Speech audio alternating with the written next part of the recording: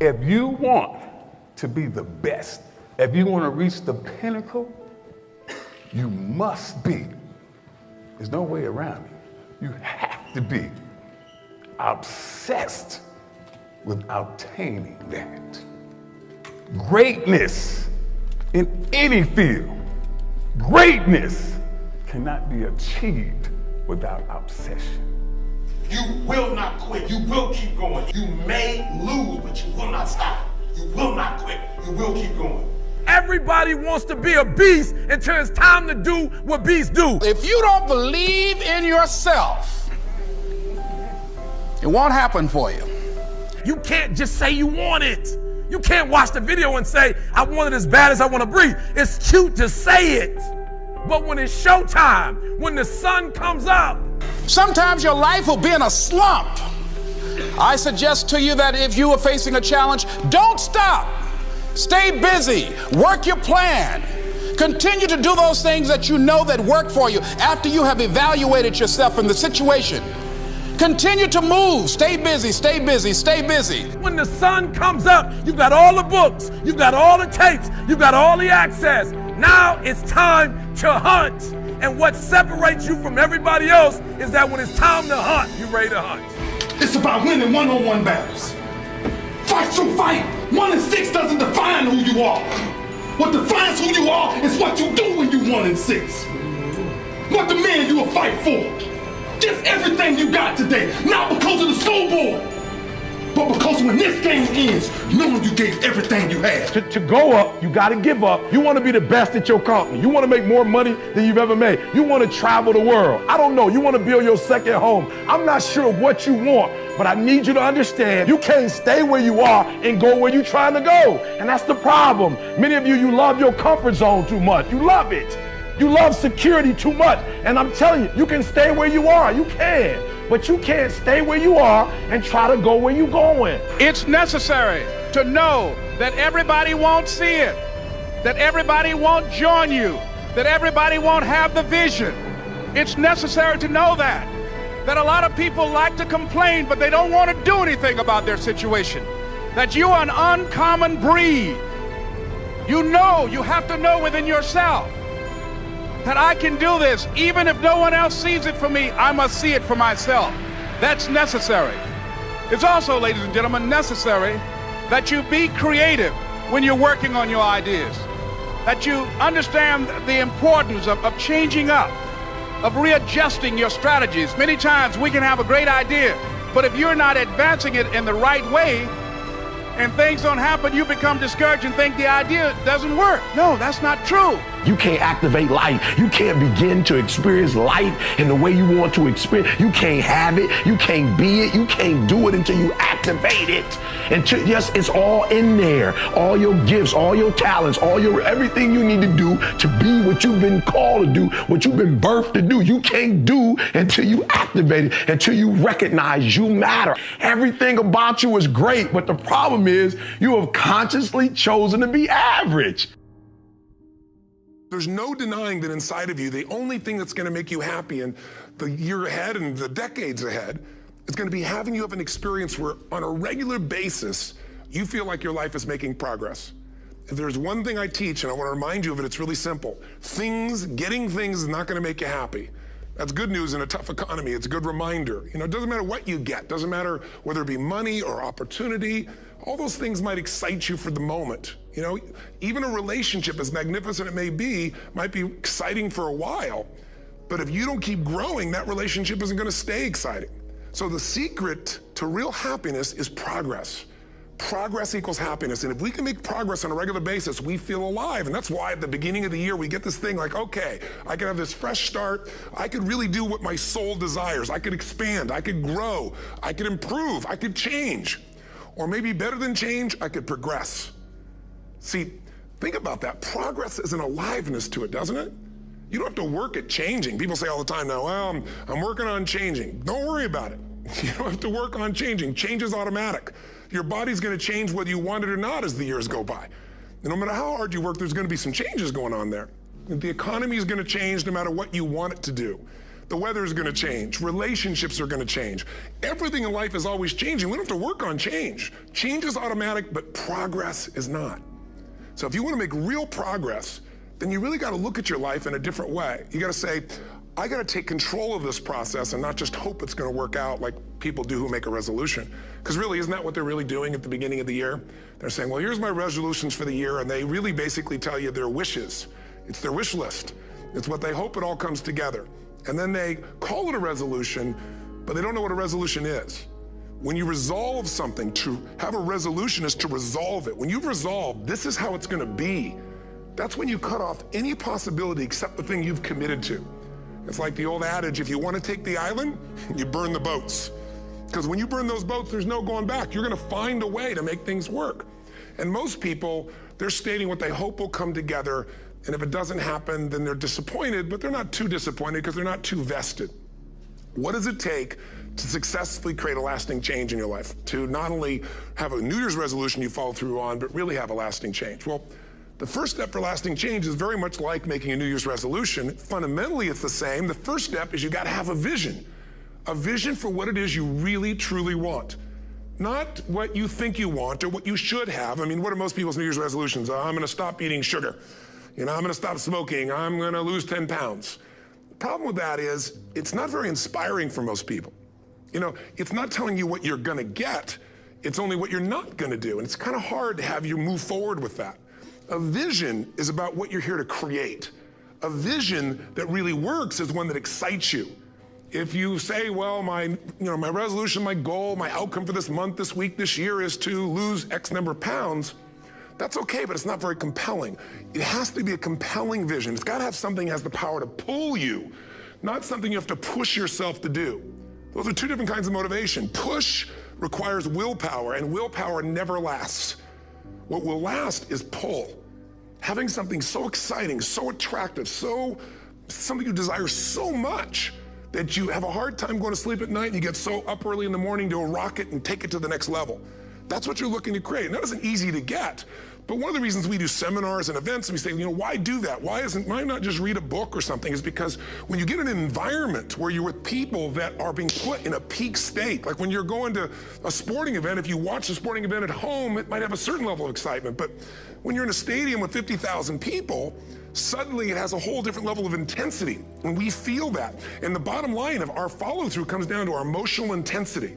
In a different state of mind, you're going to come up with a much better and a more exciting vision than if you're sitting on the couch going, okay, what are my new resolutions for this year? And you're doing it the morning after the new year has started and you're a little inebriated and the football game's on in the background.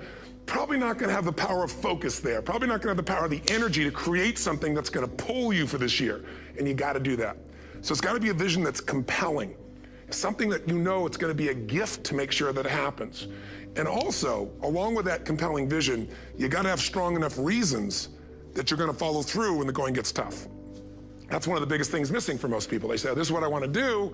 It's not very exciting. It's not very compelling. But most importantly, they don't have strong enough reasons to push themselves through what's going to be necessary to get that dream, to get that goal, when the inevitable challenges come up, when you're starving, hungry, and you're trying to go on a diet, right? When you got no time and you're stressed out and you haven't worked out still, and that's what you're supposed to do. When the economy gets tight and what you thought you're going to do doesn't work, and so you give up on the goal instead of finding another way to get there. You don't let the fear take you over if you've got strong enough reasons. Those reasons can be positive, or those reasons can also be negative. They can be, if I don't do this, this is going to cost me. And if I do this, this is what I'm going to gain in my life. Reasons come first, answers come second. If you get a compelling vision and you got strong enough reasons that will push you through the tough times, you're going to do things other people don't do. Instead of collapsing, even if you get off target, you won't go, oh, I blew it. You'll get right back on target, make the change, make things happen. And I know you've done this in many areas of your life. Just think about it again. I'm not teaching you something really new here today. I just want to remind you of what your soul knows. You got to change, you got to improve, and you got to go through a simple process fundamentally to make that progress. First step, vision that's compelling. Second step, make sure that there's strong enough reasons to follow through. Third step, you got to review it and feel it every day. I mean, anything. Have you ever had this happen in your life? Has there been anything in your life that you've ever wanted so badly? You were so desirous of it. You had such a hunger for it that you couldn't stop thinking about it. Could have been a career move, could have been when you're a kid, a car, it could have been a relationship, it could have been anything, but you were obsessed. You wanted to make this happen. You wanted to attract this to your life. You just wanted something. And you didn't even know how to get it. But it was so compelling to you. You kept thinking about it every day, envisioning it, imagining it, feeling it. And then stuff happened. And suddenly you started to attract people or situations to your life, and it just came together. Like, you didn't even have a total plan. It was just that it was so a part of your focus with so much intensity and emotion so often that it sensitized you to notice anything that could get you there. There's a part of your brain called the reticular activating system. For short, we call it the RAS. That part of your brain determines what you notice in the world. And it's really important because when you set a goal, when you get really clear on a vision and there's strong enough reasons and you review it enough and it becomes a part of you, that part of your brain says, anything that relates to this, I need to notice. It's like, did you ever buy a certain kind of car or maybe a certain outfit and suddenly you see that car everywhere or those outfits everywhere? Well, you know, the cars were always around, but why do you see it now? Because your RAS knows this is important. This is part of my world now. Similarly, when you really get clear and it's compelling and you're reviewing it every day, you've got strong reasons and you're reviewing it every day and you're feeling it, the brain becomes incredibly acute at noticing anything to get you to move forward. And so that's the power of this. So, you know, what do people do with a New Year's resolution? They come up with something they kind of want. It's not a compelling vision. They don't really have strong enough reasons, and they never review it again until they notice that they broke what they said they really want to have make happen, because they didn't really resolve. If you resolve, you got the vision, it's compelling, you review it daily, and you feel it, you envision it, and you experience it. Simple as it sounds. Now, ultimately, what is this really about? Ultimately, if you're going to have lasting change in anything, you're really talking about just raising your standards. I mean, I always tell people, if you want to know how to change your life, I give it to you in 3 words, boring as it sounds: raise your standards. And what does that mean? Corny as it sounds. Raise your standards. Oh, thank you for the breakthrough thought, Tony. I'm glad I wasted my time watching this little email with you. But think about it. Lasting change is different than a goal. You don't always get your goals, but you always get your standards. Maybe it'll help you is to think about it this way. I try to explain standards to people with a different set of words. Think of it as everybody in life gets their musts. They don't get their shoulds. Like, think about it. Most people have a list of shoulds, don't they? Don't you have a list of the shoulds, things you should do, you should follow through on? I should lose some weight, I should work out more, I should make more calls, I should respond more rapidly to my email, whatever, you know? I should get into the office earlier, I should be, more confident. Whatever your should list is, people love to have their should list be met, but it's kind of like New Year's resolutions. If it does, it's really exciting, but if it doesn't, which is most of the time, it's a little disappointing, but you kind of know it's not gonna happen. But when you decide something is a must for you, an absolute must, when you cut off any possible, you just say, I'm gonna find the way or I'm gonna make the way. Human beings, when they resolve things, when they make a real resolution inside themselves, which is they raise the standard and they make it a must, they find the way. Think about it in your own life. Haven't you had some area of your life where you raise your standard and your life has never been the same? Maybe at one time in your life you smoked cigarettes, or you did something and you did it for years and you kept trying to change it and kept telling yourself I should. And then one day something happened. Something just clicked you over. Something took you over that kind of tipping point. And inside yourself you said no more. And it was a very, very different experience, wasn't it? Something inside of you shifted, and what was a should became a must, and you've never gone back. Is there an area like that in your life you can think of? Again, did you ever smoke cigarettes? Did you ever eat a certain way, drink a certain form of alcohol, and then finally say no more, and you just don't go back? And notice this, it doesn't really take any willpower anymore. Because somewhere when we make this click, when we make something a must, we attach ourselves to it. It becomes part of our identity. And one thing I've learned in the last, 33 years of working with people from now over 100 countries, 4 million people, is human beings absolutely follow through on who they believe they are. If you said to me, well, I'm really gonna work hard to stop smoking, but I've been a smoker my whole life and I am a smoker, I know your days are numbered. You're gonna be back smoking cigarettes again, because we all act consistent with who we believe we are. I tell people the strongest force in the whole human personality is this need to stay consistent with how we define ourselves. If you define yourself as somebody who is really conservative, you're not gonna be crazy and act nuts unless you're really drunk or something, and then you can say it's the alcohol, when it's really just you finally getting permission to be yourself, the alcohol is your excuse. If you're a really crazy person, you act crazy, outrageous, playful. You don't act conservative because that's not who you are. Very often people say, well, I can't do that. I'm not that kind of person. And I always say to people, really, when did you define yourself? I mean, really, how many years ago did you come up with what you could and couldn't do in your life?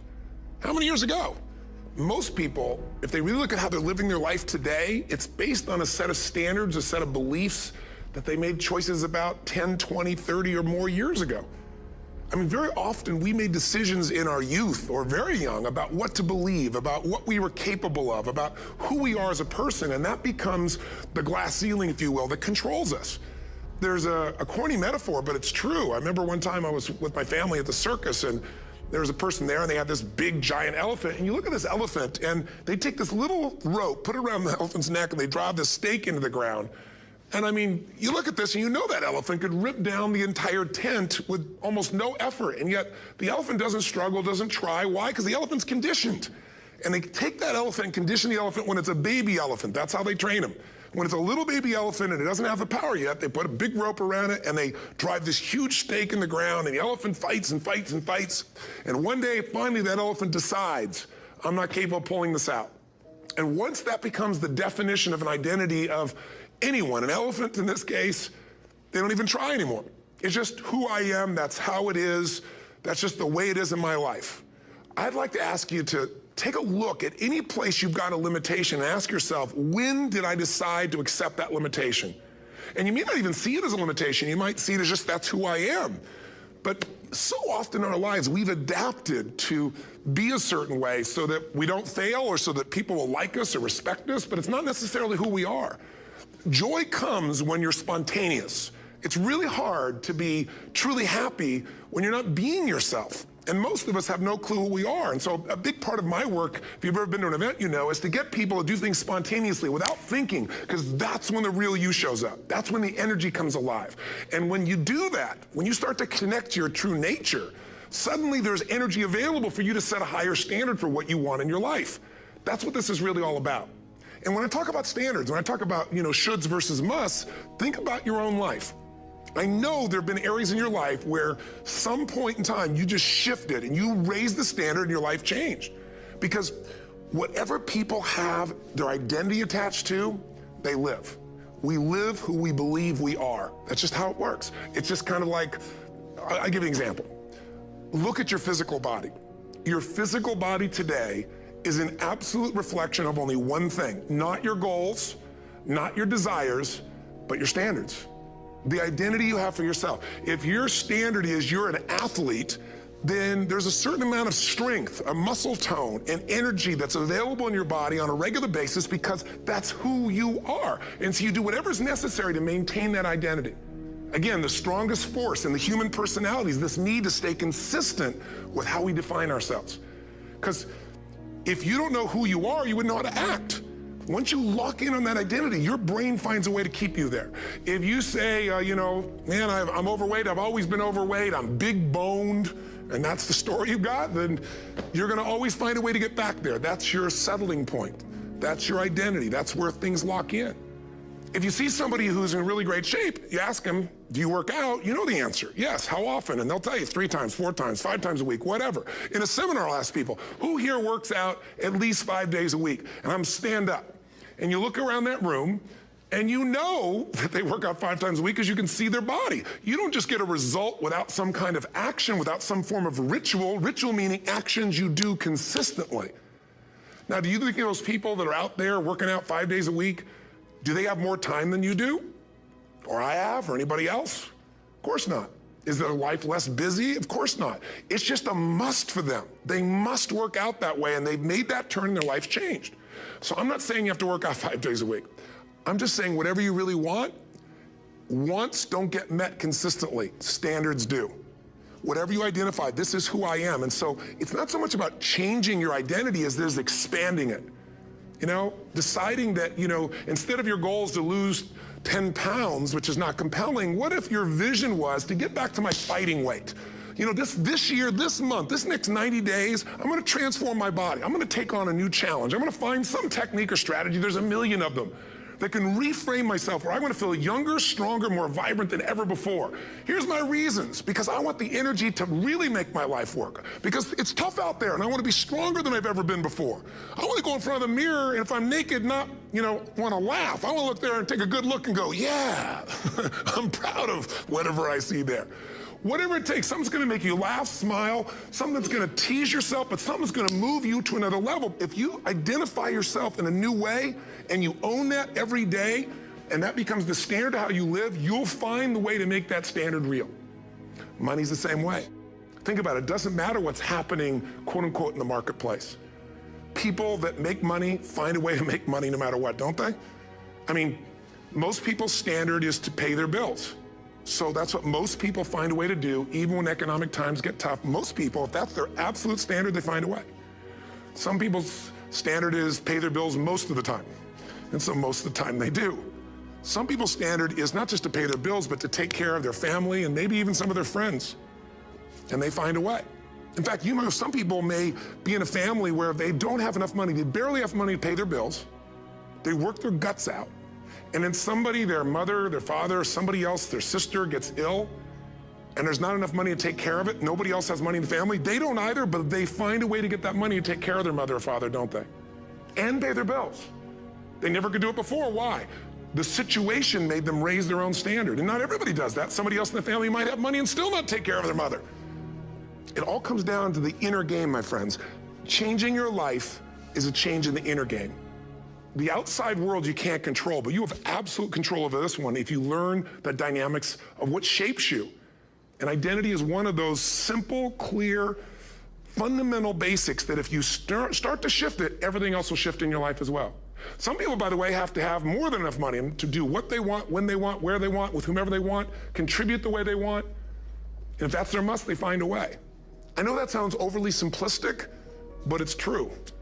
Somebody once said you could take all the money in the world out of the hands of everybody, out of all the wealthy people in the world who are really successful, give it to other people. It wouldn't take too long, those people would have it back in their hands. It's not because they're manipulative, it's because they have a standard. Some are manipulative, don't get me wrong, but they got a standard of what they're gonna find a way to make happen. I'm just simply saying to you, take those 3 magic words and live them. Raise your standard. And if you really wanna do it, then I'll tell you the most important secret. Have you ever done this?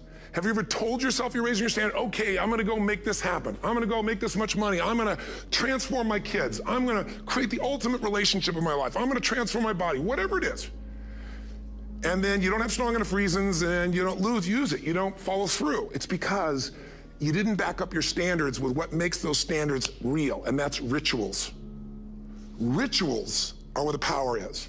Whenever we do our Robbins results coaching, we say Robbins equals results, the way we get results with people, it's the same way if you listen to my Ultimate Edge program, or back in the old days, Personal Power, or if you went to one of my seminars. You know what I do is I take these huge challenges you got and we break them down into little bite-sized steps. Little things you do each day that after you do them, you get so much momentum that it's easy to succeed. You're not overwhelmed. You have these victory day after day after day on little things. If you went through Ultimate Edge, I'm sure you learned about the hour of power, or the 15 minutes to be able to be fulfilled, or 30 minutes to thrive, where you literally just condition your body and emotion with a couple little rituals. So it doesn't matter what's going on in your world, you feel that strength, and it's not fake, it's not some pump up, it's coming from inside you, and it works. Rituals define us. See, all the results in your life are coming from your rituals. They start with a standard and then have rituals that follow it up. Like, for example, if you are where you want to be physically, you have very different rituals than if you're not where you want to be physically. If you're overweight, you and I both know you got a different ritual than if you're physically fit. Completely different. You get up in the morning, what's the first thing you do if you're fit? Your shoes are there, you roll over, doesn't matter how you feel, you put on your shoes, you lace them, you start walking, or whatever that ritual is. If you're overweight, you roll over and you have a very different ritual. You might roll over several times to turn the alarm clock off. You go in and get your mocha, smocha, whatever, special coffee. You stop by at Starbucks, whatever the case may be. You have your nice sugar muffin. It's supposed to be really nice for you. Whatever you do, it's a different ritual. If you have a great, passionate relationship, you have very different rituals in how you come home than if you have a lousy relationship. When you come home and the first thing you do is you're tweeting somebody, or you're emailing, or flipping on the news, or you don't even come home. What are the rituals? whenever I study people that are successful, what I look for is what's the standard they hold themselves to, and then what are all those little rituals that add up? Because think about it. Success and failure are not giant events. They don't just show up. You don't just suddenly become successful or suddenly have this cataclysmic event that makes you fail. It may look that way, but failure comes from all the little things. It's failure to make the call. It's failure to check the books. It's failure to say, I'm sorry. It's failure to push yourself to do things physically that you don't want to do. And all those little failures day after day come together until one day some cataclysmic event happens and you blame that. That event happened because you missed all the little stuff. Do you agree with me? And success, by the way, is not some overnight event. It's all these little things. Success is having a vision. Success is making it compelling. Success is really seeing it and feeling it every day with strong enough reasons. Success is feeling the sense that I'm here to grow and I'm here to give something to the world more than just myself. Success is caring about other people. Success is calling and saying, I love you in the middle of the day for no damn reason. Or sending a note. That'll change your relationship. Have a ritual of something funny, playful, or a surprise you do. How many relationships are dead today because they have no surprise rituals anymore? You need to have some rituals, some cool things you do that nobody else does that gives you a better life than anybody else has. All the little stuff. That's where success comes from.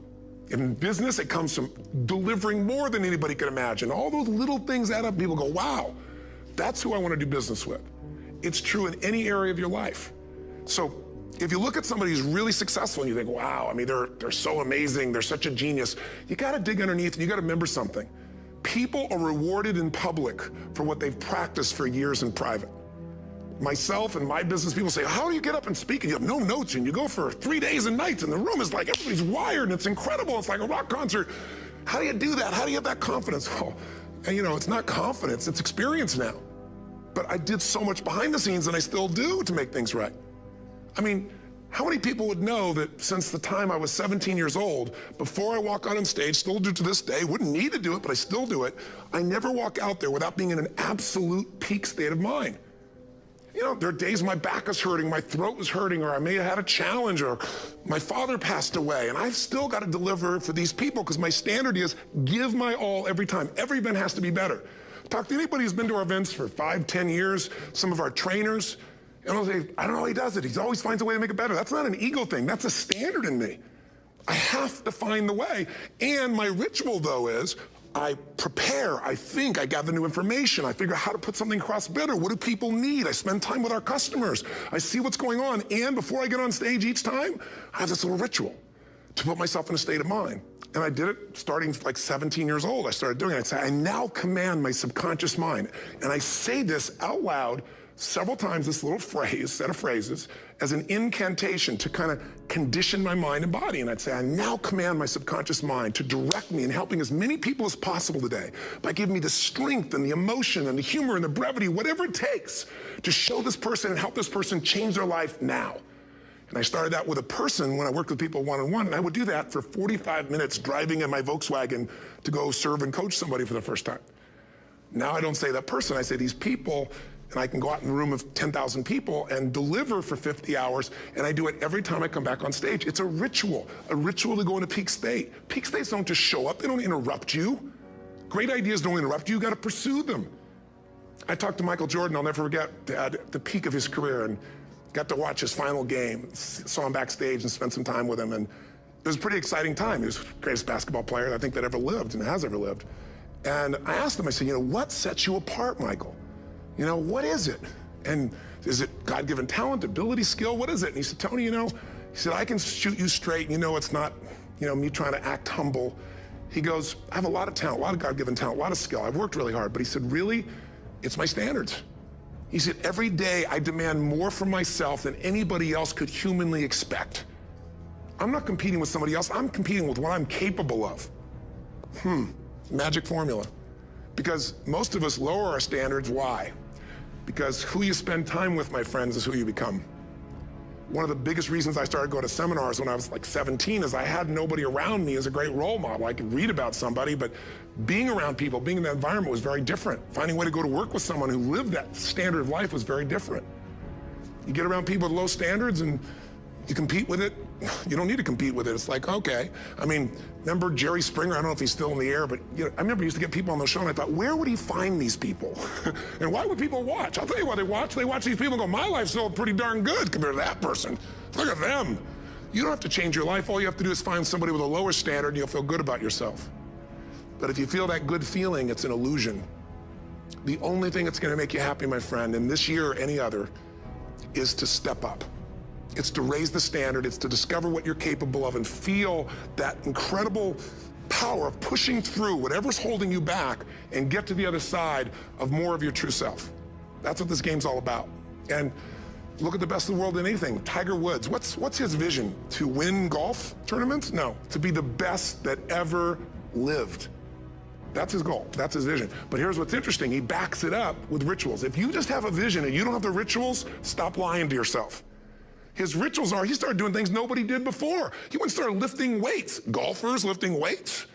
No way.